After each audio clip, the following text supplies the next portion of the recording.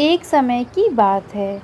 एक नदी में दो पड़ोसी बंटी ऑक्टोपस और टूना मछली रहते थे। दोनों पड़ोसी तो थे, मगर दोनों में बिल्कुल भी नहीं बनती थी। हर समय एक दूसरे को नीचा दिखाने की ही सोचते। दिवाली आने में बस 2 ही दिन बाकी थे और टूना को अपनी बेटी रानी का इंतज़ार था।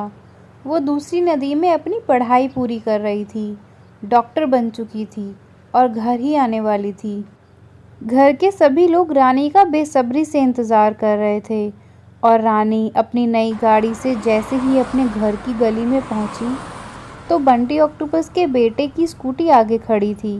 टूना ने बहुत हॉर्न बजाए, मगर बंटी ऑक्टोपस का बेटा वहां से हिला नहीं। ये सब देखकर टूना बंटी के बेटे को बहुत बुरा भला सुनाने लगी। बाहर शोर सुन के बंटी ऑक्टोपस भी वहां आया और टूना से लड़ने लगा। रानी ये सब देखकर बहुत परेशान हो गई और उसने अपनी माँ टूना को बहुत समझाया, शांत किया और जैसे तैसे घर ले आई। दिवाली का दिन आ ही गया। हर तरफ दिवाली की रौनक थी। टूना और बंटी दोनों का परिवार छत पे दिवाली की सजावट कर रहे थे। इसी दौरान बंटी ऑक्टोपस बोला, अरे सब लोग कान खोल के सुन लो। इस बार हमारे घर की सजावट टूना के घर से अच्छी होनी चाहिए। टूना सब सुन रही थी, मगर उसने कोई जवाब नहीं दिया, क्योंकि त्योहार का दिन था। टूना अपनी बेटी रानी के साथ मिलकर सजावट करने लगी। बंटी भी शांत हो गया और अपने बेटे के साथ लाइट्स लगाने लगा। अचानक बंटी ऑक्टोपस को कुछ होने लगा। शायद उसे हार्ट अटैक आया था। बंटी के बेटे ने देखा नहीं, मगर सामने खड़ी टूना सब देख रही थी, मगर वो कुछ ना बोली, बस देखे ही जा रही थी। बंटी ऑक्टोपस नीचे ज़मीन पे गिर गया। तभी उसके बेटे की नज़र पड़ी।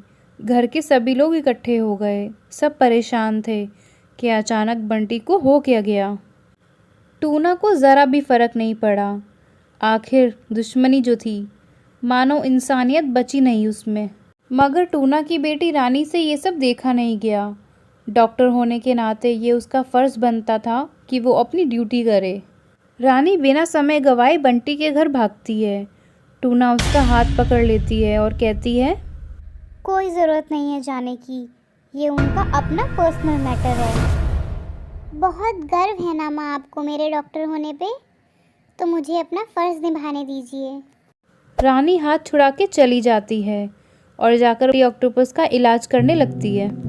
बंटी के घर वाले भी रानी को देखकर शर्मिंदा होते हैं और मिल के बंटी ऑक्टोपस को होश में लाने की कोशिश करते हैं। बंटी को होश आते ही रानी अपनी गाड़ी निकालती है और बंटी को अपनी गाड़ी में हॉस्पिटल लेकर जाती है।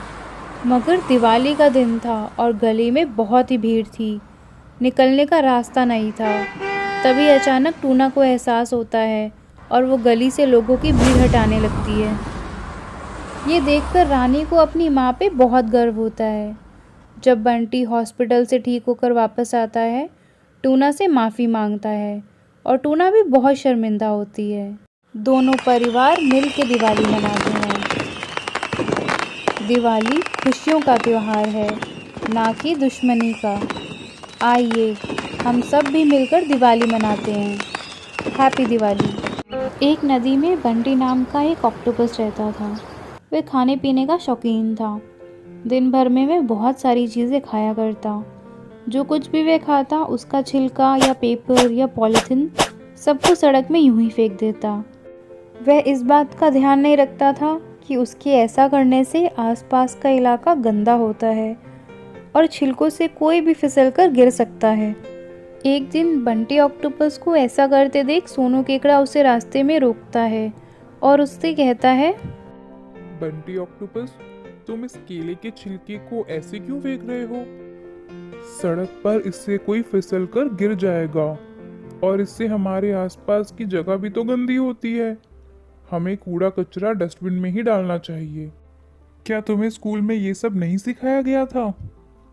बंटी ऑक्टोपस ने सोनू केकड़ा की बात पर ध्यान नहीं दिया, बल्कि उल्टा उसके साथ मजाक करने लगा और कहा, नहीं, मैं तो कभी स्कूल ही नहीं गया।